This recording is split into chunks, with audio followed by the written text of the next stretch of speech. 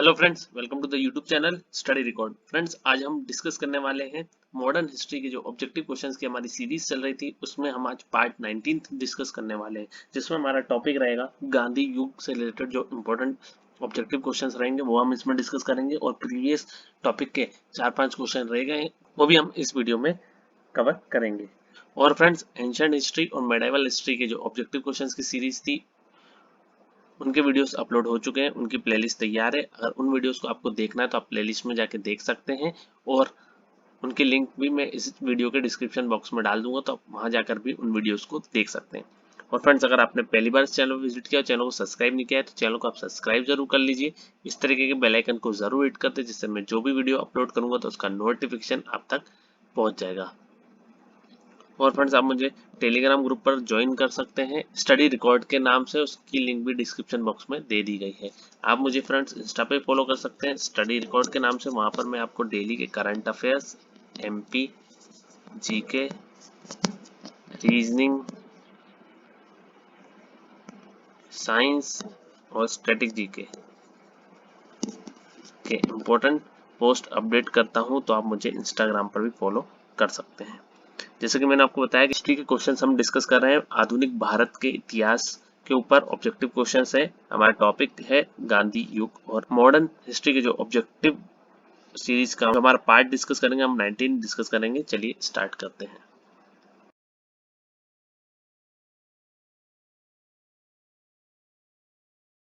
First question हमारे आज की वीडियो का, बाल गंगाधर तिलक तथा एनी बेसेंट द्वारा बनाए गए होम रूल लीगों को एक में मिला दिया गया था। तो कब मिलाया गया था? तो ये मिलाया गया था 1918 में। ऑप्शन नंबर सी इसका राइट आंसर हो जाएगा। 1918 इसका राइट आंसर हो जाएगा। तो भारत में होम रूल आंदोलन बाल गंगाधर तिलक तथा एनी बेसेंट द्वारा 1916 में प्रारंभ किया गया था। ये मैं आपको बता चुका हूँ कब प्रारंभ किया गया था। तो 1916 ईस्वी में प्रारंभ किया गया था। बाल गंगाधर तिलक ने अप्रैल 1916 में बेलगांव में हुए प्रांतीय सम्मेलन में होम रूल लीग के गठन की घोषणा कर दी थी, तथा एनी बेसेंट ने सितंबर 1916 में होम रूल लीग की स्थापना की, और 1918 में दोनों होम रूल लीगों को एक में मिला दिया गया था। तो कब मिलाया गया था? तो 1918 में। आप इसका आंसर टिक करेंगे। नेक्स्ट क्वेश्चन है, कौन सी महत्वपूर्ण घटना जलियांवाला बाग नरसंहार के तुरंत पूर्व घटी थी? तो इसका राइट आंसर हो जाएगा रॉलेट एक्ट। तो रॉलेट एक्ट मार्च 1919 में लागू किया गया था, जैसा भी मैंने आपको डिस्कस किया हुआ है प्रीवियस वीडियो में, और जिसके विरुद्ध गांधी जी ने 6 अप्रैल 1919 को देशव्यापी हड़ताल का आयोजन कराया था। जलियांवाला बाग में 13 अप्रैल 1919 को शांतिपूर्ण जनसभा में जनरल डायर ने नरशंस नरसंहार कराया था। असहयोग आंदोलन 1920, असहयोग आंदोलन कब हुआ था? 1920, ठीक है। और सांप्रदायिक अवार्ड 1932, ये मैं बता देता हूँ आपको, ये इम्पोर्टेंट है। और साइमन कमीशन आप सभी जानते होंगे, 1928 की घटनाएं हैं, ठीक है। तो जलियांवाला बाग नरसंहार के तुरंत पूर्व घटी थी रॉलेट एक्ट, ठीक है। असहयोग आंदोलन 1920, साइमन कमीशन 1928 और सांप्रदायिक अवार्ड 1932, ठीक है। नेक्स्ट क्वेश्चन है, रॉलेट एक्ट के विरोध में किसने लगान न देने का आंदोलन चलाने का सुझाव दिया था? तो इसका राइट आंसर आएगा स्वामी श्रद्धानंद। स्वामी श्रद्धानंद इसका राइट आंसर हो जाएगा। तो रॉलेट एक्ट को बिना वकील, बिना अपील, बिना दलील का कानून या काला कानून कहा जाता है, ये मैं आपको बता चुका हूँ। और इसके तहत ब्रिटिश सरकार किसी भी व्यक्ति पर बिना किसी कारण बताए गिरफ्तार कर सकती थी। तो इसके विरोध में स्वामी श्रद्धानंद ने लगान न देने का आंदोलन चलाने का सुझाव दिया था। तो ये क्वेश्चन बन सकता है, इसलिए मैंने पुट अप किया, इंपॉर्टेंट है। नेक्स्ट क्वेश्चन है, the anarchical and revolutionary crime act 1990 को सामान्य बोलचाल में कहा जाता है? तो इसका राइट आंसर है रॉलेट एक्ट, ठीक है। 1919 में कौन सी घटना हुई थी? तो रॉलेट एक्ट आप सभी जानते हैं। The anarchical and revolutionary crime act 1919 को सामान्य बोलचाल में रॉलेट एक्ट कहा जाता था। यह एक्ट न्यायाधीश सिडनी रॉलेट की अध्यक्षता में गठित समिति के सुझावों के आधार पर पारित किया गया था, ठीक है। नेक्स्ट क्वेश्चन है, अखिल भारतीय राजनीति में गांधी जी का पहला साहसिक कदम था? तो इसका राइट आंसर है रॉलेट एक्ट या रॉलेट सत्याग्रह। आपको आंसर टिक करना है। तो अखिल भारतीय राजनीति में गांधी का पहला साहसिक कदम रॉलेट एक्ट के विरुद्ध 1919 में प्रारंभ सत्याग्रह था। गांधी जी ने रोलेट सत्याग्रह के लिए 3 राजनीतिक मंचों का उपयोग किया था, होम रूल लीग, खिलाफत एवं सत्याग्रह सभा। उल्लेखनीय है कि इससे पूर्व चंपारण, खेड़ा एवं अहमदाबाद के गांधी जी के आंदोलन क्षेत्र विशेष से ही संबंधित थे। ठीक है, तो अखिल भारतीय राजनीति में गांधी जी का पहला साहसिक कदम क्या था? रोलेट सत्याग्रह। ठीक है, नेक्स्ट क्वेश्चन है, जब रोलेट एक्ट पारित हुआ था उस समय भारत का वायसराय कौन था? तो ये बहुत पूछा जाता है क्वेश्चन। इसका राइट आंसर है लॉर्ड चेम्सफोर्ड। तो जब रोलेट एक्ट पारित किया गया था 1919 में, तब लॉर्ड चेम्सफोर्ड भारत का वायसराय था और लॉर्ड चेम्सफोर्ड 1916 से 1921 तक भारत के वायसराय रहे और इनके कार्यकाल में 1919 में रोलेट एक्ट पारित हुआ था। ठीक है, तो इससे भी आप अंदाजा लगा सकते हैं। नेक्स्ट क्वेश्चन है, कौन फेबियन आंदोलन का प्रस्तावक था? तो फेबियन आंदोलन का जो प्रस्तावक थी वो थी Annie Besant. Option number A direct question बनता है। फेबियन आंदोलन आप याद रखेंगे। ठीक है, किससे रिलेटेड है? तो ये रिलेटेड है एनी बेसेंट से। ठीक है, चलिए नेक्स्ट क्वेश्चन डिस्कस करते हैं। नेक्स्ट क्वेश्चन है, वह कौन सा देवबंद छात्र विद्वान था जिसने राष्ट्रीय आंदोलन में महत्वपूर्ण हिस्सा लिया? तो इसका राइट आंसर है अबुल कलाम आजाद। अबुल कलाम आजाद इसका राइट आंसर हो जाएगा। तो अबुल कलाम आजाद देवबंद आंदोलन से संबंधित थे। इन्होंने राष्ट्रीय आंदोलन में महत्वपूर्ण हिस्सा लिया था और देवबंद आंदोलन पुनरुत्थानवादी ब्रिटिश विरोधी आंदोलन था और इस आंदोलन की शुरुआत 1867 ईस्वी में मोहम्मद कासिम ननोतबी तथा रशीद अहमद गंगोई ने उत्तर प्रदेश के सहारनपुर में की थी। ठीक है, तो ये आपको याद रखना है कि अबुल कलाम आजाद देवबंद आंदोलन से संबंधित है। ठीक है, देवबंद आंदोलन आपको याद रखना है। सेलिब्रेटेड कौन है?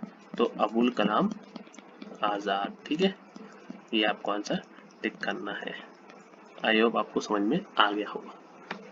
नेक्स्ट क्वेश्चन है, पूना पैक्ट पर हस्ताक्षर किसने किए थे? बहुत इंपॉर्टेंट क्वेश्चन, बहुत बार एग्जाम में पूछा गया है। स्टार मार्क कर लीजिए इस क्वेश्चन को। और इसका राइट आंसर है option number D, Gandhi ji और अंबेडकर जी ने। तो पूना पैक्ट पर हस्ताक्षर किए थे गांधी जी और अंबेडकर जी ने। पूना पैक्ट गांधी जी एवं अंबेडकर के बीच 26 सितंबर 1932 को। कब? 26 सितंबर 1932। 1932 तो आपको याद रखना है, यही पूछा जाएगा। ठीक है, 1932 को हुआ था। इस समझौते के तहत अंबेडकर ने हरिजनों के पृथक प्रतिनिधित्व की मांग को वापस ले लिया तथा संयुक्त निर्वाचन के सिद्धांत को स्वीकार किया गया। हरिजनों के लिए सुरक्षित 75 स्थानों को बढ़ाकर 148 कर दिया गया था, 148 कर दिया गया था। ठीक है, तो ये आपको याद रखना है। तो पूना पैक्ट पर हस्ताक्षर किन किन ने किए थे? तो गांधी जी और अंबेडकर जी ने। कब? 1932 में। इंपॉर्टेंट क्वेश्चन है, पूछा जाता है एग्जाम पॉइंट ऑफ व्यू से। नेक्स्ट क्वेश्चन है, कौन कांग्रेस के आधिकारिक इतिहास के रचयिता थे? तो इसका राइट आंसर है पट्टाभी सीतारामैया। पट्टाभी सीतारामैया कांग्रेस के आधिकारिक इतिहास के रचयिता थे। नेताजी सुभाष चंद्र बोस ने 1939 के त्रिपुरा अधिवेशन में महात्मा गांधी के प्रत्याशी पट्टाभी सीतारामैया को पराजित करके कांग्रेस के अध्यक्ष चुने गए थे। महात्मा गांधी ने कहा था कि यह पट्टाभी सीतारामैया की हार नहीं, यह हमारी हार है। ठीक है, तो ये आपको याद रखना है। नेक्स्ट क्वेश्चन है, महात्मा गांधी ने अहमदाबाद के निकट साबरमती के किनारे एक आश्रम बनाया था, इसे क्या कहा जाता है? तो इसका राइट आंसर है साबरमती आश्रम। ठीक है, ऑप्शन नंबर सी इसका राइट आंसर हो जाएगा। साबरमती इसका राइट आंसर हो जाएगा। तो महात्मा गांधी ने अहमदाबाद के निकट साबरमती के किनारे एक आश्रम बनाया था, इसे साबरमती आश्रम कहा जाता है। महात्मा गांधी 1915 ईस्वी में दक्षिण अफ्रीका से भारत लौटने के बाद साबरमती आश्रम की स्थापना की थी। महात्मा गांधी 1893 ईस्वी में गुजराती व्यापारी दादा अब्दुल्ला का केस लड़ने के लिए दक्षिण अफ्रीका गए थे। ठीक है, तो ये आपको याद रखना है। ठीक है, नेक्स्ट क्वेश्चन है, गांधी इरविन समझौते में हस्ताक्षरित होने में किसने महत्वपूर्ण भूमिका निभाई? बहुत ही अच्छा क्वेश्चन है ये। इसका राइट आंसर है तेज बहादुर सप्रू। तेज बहादुर सप्रू इसका राइट आंसर हो जाएगा। ऑप्शन नंबर डी इसका राइट आंसर हो जाएगा। तो गांधी इरविन समझौते में हस्ताक्षरित होने में तेज बहादुर सप्रू ने महत्वपूर्ण भूमिका निभाई थी। गांधी इरविन समझौता को हम दिल्ली समझौता के नाम से भी जानते हैं। गांधी इरविन समझौता कब हुआ था? 1931 में हुआ था। पूछा जाता है। ठीक है, इसको हम दिल्ली समझौता भी कहते हैं। और कब हुआ था ये? 1931 ईस्वी को हुआ था। और इस समझौते के तहत सविनय अवज्ञा आंदोलन को स्थगित करने का निर्णय लिया गया था। एक बार रिपीट करता हूँ, गांधी इरविन समझौते में हस्ताक्षरित होने में किसने महत्वपूर्ण भूमिका निभाई? तो तेज बहादुर सप्रू। गांधी इरविन समझौता कब हुआ? 1931 ईस्वी में हुआ था। इसको हम दिल्ली समझौता भी कहते हैं। और इसमें इस समझौते में सविनय अवज्ञा आंदोलन को स्थगित करने का निर्णय लिया गया था। ठीक है, नेक्स्ट क्वेश्चन है, दांडी मार्च कहाँ से प्रारंभ हुआ था? तो दांडी मार्च जो हमारा प्रारंभ हुआ था वो हुआ था अहमदाबाद से। ऑप्शन नंबर बी इसका राइट आंसर हो जाएगा, अहमदाबाद इसका राइट आंसर हो जाएगा। तो दांडी मार्च अहमदाबाद से प्रारंभ हुआ था। गांधी जी ने सविनय अवज्ञा आंदोलन के समय अहमदाबाद के साबरमती आश्रम से 12 मार्च 1930 को दांडी यात्रा प्रारंभ की थी। तो कब प्रारंभ की थी? तो 22 मार्च, डेट लिख देता हूं मैं, सी जाती है 1930 को। और 6 अप्रैल 1930 को दांडी पहुंचकर उन्होंने नमक कानून को तोड़ा था। दांडी वर्तमान समय में गुजरात में स्थित है और गांधी जी ने अपने 78 अनुयायियों के साथ दांडी यात्रा प्रारंभ किया था। ठीक है, तो ये आपको याद रखना है। नेक्स्ट क्वेश्चन है, किसने महात्मा गांधी को भारतीय फकीर की संज्ञा दी थी? तो ये क्वेश्चन भी पूछा जाता है एग्जाम में। तो इसका राइट आंसर है विंस्टन चर्चिल। विंस्टन चर्चिल इसका राइट आंसर हो जाएगा। तो फ्रैंक मोरिस ने गांधी जी को अर्ध नग्न फकीर कहा था। द्वितीय गोलमेज सम्मेलन के समय फ्रैंक मोरिस ने गांधी जी के बारे में कहा था अर्ध नग्न फकीर के ब्रिटिश प्रधानमंत्री से वार्ता हेतु सेंट जेम्स पैलेस की सीढ़ियां चढ़ने का दृश्य अपने आप में अनोखा एवं दिव्य प्रभाव उत्पन्न करने वाला था। बाद के समय में चर्चिल ने भी गांधी को अर्ध नग्न फकीर कहा था। ठीक है, तो ये आपको याद रखना है। नेक्स्ट क्वेश्चन है, राष्ट्रीय शोक दिवस कब मनाया जाता है? तो राष्ट्रीय शोक दिवस जो मनाया जाता है वो मनाया जाता है बंगाल विभाजन लागू होने के दिन। तो राष्ट्रीय शोक दिवस बंगाल विभाजन लागू होने के दिन मनाया गया था। भारत के वायसराय लॉर्ड कर्जन के शासनकाल में 1905 को बंगाल विभाजन की घोषणा की गई थी और 16 अक्टूबर 1905 को लागू हुआ था ये। और लॉर्ड कर्जन के अनुसार प्रशासनिक सुविधा को ध्यान में रखते हुए किया गया था। तो वहीं भारतीयों का मानना था कि ये सांप्रदायिकता को ध्यान में रखते हुए बंगाल का विभाजन किया गया था। ठीक है, तो ये आपको याद रखना है।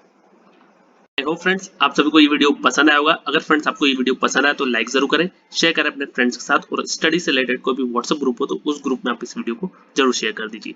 और फ्रेंड्स अगर आपने अभी तक चैनल को सब्सक्राइब नहीं किया है तो चैनल को आप सब्सक्राइब जरूर कर लीजिए और इस तरीके के बेल आइकन को जरूर हिट कर दें, जिससे मैं जो भी वीडियो अपलोड करूंगा तो उसका नोटिफिकेशन आप तक पहुंच जाएगा। और फ्रेंड्स आपको वीडियो कैसा लगा ये आप मुझे कमेंट बॉक्स में कमेंट करके बताएंगे। अगर वीडियो अच्छा लगा हो तो आप एक लाइक जरूर कर दीजिए, जिससे मुझे मोटिवेशन मिलता है। Thank you friends for watching, have a nice day, thank you.